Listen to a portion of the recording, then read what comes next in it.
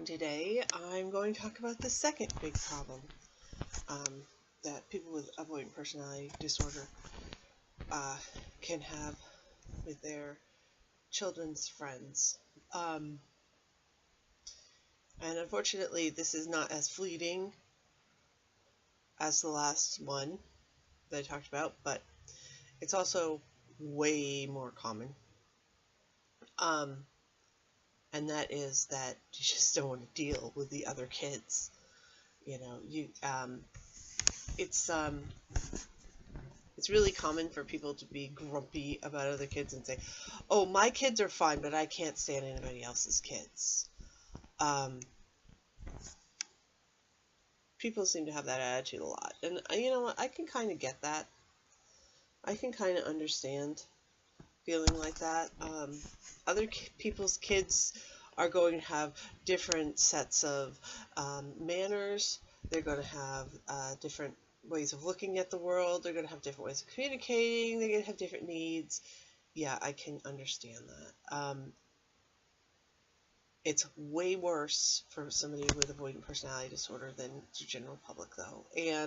But I mean, but that's the thing, is that you can sort of like fold yourself into that general sort of attitude and pretend it's sort of normal, like I just don't like other people's kids. Even though with avoidant personality disorder, it can be massively triggering to be around other kids. Now, me personally, I find it a lot easier to deal with children than adults. I feel it's a lot easier to deal with animals than people. I don't feel the judgment coming from them. I mean, little kids, if they're going to judge you, they're going to just blurt it out. They're not going to be having it going in the back of their head, and you have to worry about, well, what are they going to say about me? They're just going to out it and come out and say it. And so, therefore, I don't mind other little kids as much. I don't mind being around them, but I have the same kind of reaction as I do other adults, which is that I don't really like to have repeat contact with them. So you get the same kind of deal when your kid gets a friend and you have to deal with them. I mean, forget about their parents, which is like, ooh, you have to deal with the kids over and over and over again. Luckily for me, I eventually get used to the kids and I don't mind them so much. And, you know, it's not like I really would like to really hang around with them, but I don't get such a massive reaction. It sort of deadens after a while when I realize it's just a kid. It's no big deal. It's just a kid.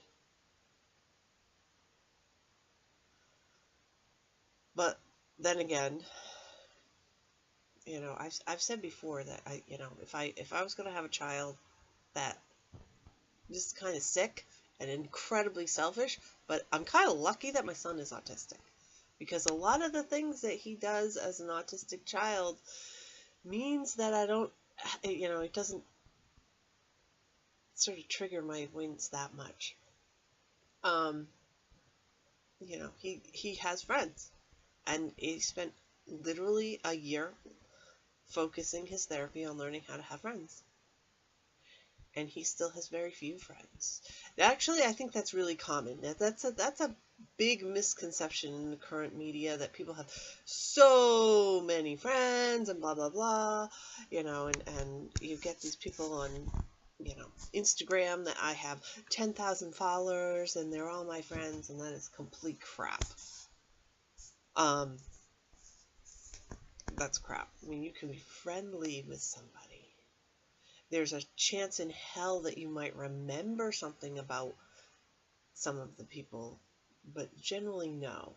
And even in high school, where it is sort of a collecting attitude, where you want to have friends with everybody, you usually have one or two really good close friends and then acquaintance friends.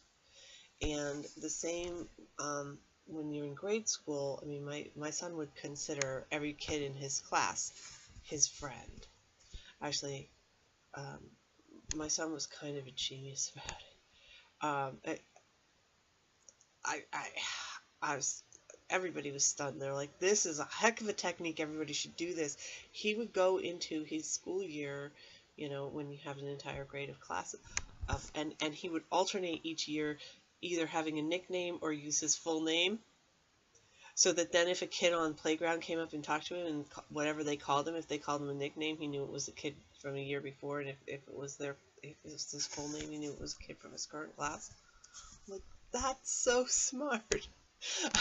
There we go. Because he would be able to differentiate that way.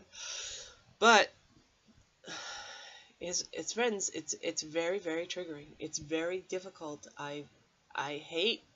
There's no other way of describing it. I hate having his friends at my house. I don't want his friends in my house. I prefer to have nobody in my house. Literally, if I had my druthers, if I had my way, it would just be me and my son and the cats, and that's it. Period. Nobody would be allowed in my house. So having friends over is like, it's unbelievably triggering. Going to the friend's house, you know, then you got to deal with parents, but that's beside the point. You know, so triggering to me. It's like, I wish that he would keep his friends at school, and that would be it. But that's not life. That's very difficult. So, this, you know, the last incident I had, which I'm like still going, oh my God, I'm probably being judged all to hell, because who would admit something like that? That is incredibly fleeting. My advice for dealing with basically feeling like jealous or inadequate because your kid has friends and you don't is let it pass as quickly as possible and give yourself a break about it and ignore it and let it go. For the stress of having your kid have friends, that's not that. That is just the ongoing stress of there is another person, and it's not somebody you chose. And it's somebody that you really do need to be kind to. You can't be evil to your kids' friends. Come on. I would find your safe space. Now, this is like, duh. We're avoidant people, duh. Like I said, in my case, I would, if I had my druthers, I would have my house, my entire house would be my safe space. There would nobody else would be allowed in it. That can't happen. Make it be your bedroom. If that can't happen because it's too creepy, which happens a lot, you know, why is your mother always in her bedroom? You know, when I was growing up, and this is weird, but this is true, you know, I grew up in the suburbs, and I think people bought houses expecting, like, well, first of all, they had different kind of setup. Right now they have this open plan. Back then they had rooms for every single thing. And they also would buy houses expecting to have possibly maximum amount of kids. They never wanted to move. So it wasn't like now you buy a small house and then you get a bigger house and you get a bigger house. But when I was growing up, usually people had a family room and a parlor, or some equivalent. They would call it some different thing. Basically 2 living rooms. You know, one where the kids could be and one that was just for adults. And also, usually, there was an extra room of some sort. It was either like an office or a craft room or something else, which was really weird. So, you know, and there was this extreme separation. And it was strange. And you would walk into this house and you would be like, okay, why do you have a house with 8 rooms if there's only 4 people living here? And that was why. You know, now they have all these different things. I highly, highly suggest carving out a space for yourself in your house that's just for you. And you can adapt it to a hobby to make it seem like it's more acceptable. And, you know, it's the Virginia Woolf thing, a room of one's own. I mean, that is for real. That is absolutely something that you've got to do for yourself if you have avoidant personality disorder and you have kids and they're going to have friends. You need to find an escape place. And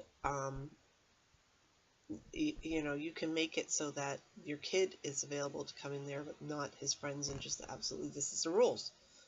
This is a family only space. This is my space. Nobody else is allowed in here.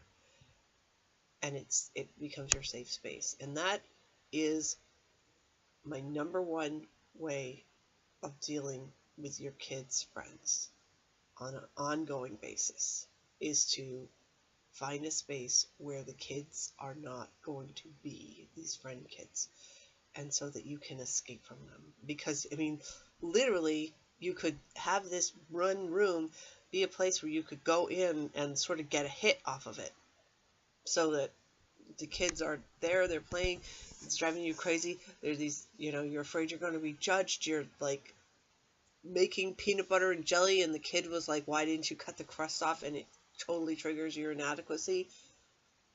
I mean, that happens a lot. That's the problem, is that you get triggered with these feelings like you're not good enough with your own kid. It's like 500 times worse when it's some other kid and they're judging you, not to be mean and evil, but because these are expectations that they have and you're not meeting them, not because there's anything wrong with what you're doing, but just because it's different. You know, plus there's other people, other bodies, you know, if you have introversion, or if you are highly sensitive, I mean, just that is overwhelming alone. Forget about the avoidance. Find your escape place. Find a place, you know, not just the bathroom, because the kids could come knocking on the door. But you can say, you know, I need to go look something up in my whatever room, and give it a name. You know, I've got to go into my office, whatever. I can't tell you how many people that are avoiding, that have an office. When I had like this tiny little apartment, I swear to God, I made a corner of my living room into my office, and I absolutely walled it off. I had, you know, bookshelves on one side, and it was like, it was my little nook that I would go in there, and I lived alone, and I made this office space to get away from, if anybody ever was in the apartment, I could just, I got to go to work, I've got to go into my office and be in the same room physically with other people, and it was like my safe space. And I wasn't so antisocial as to go hide in my bedroom, and I wasn't taking up the bathroom so nobody else could use it. Yes, when I had family visiting, this is the type of thing I would go through. So I think that most people who are avoiding personality disorder have already picked up on that technique. Keep it up and use it, and make it really formal. Make it the rules with your kid. This is a space for mom. This is a space for dad. This is their space. You know, I mean, in my family, when I was growing up, that was enforced sort of violently by my father. He had, you know, his area that nobody was supposed to touch. And seriously, it was violent if you went into a space. I'm not suggesting that. I'm just saying these are the rules. Kids can handle rules.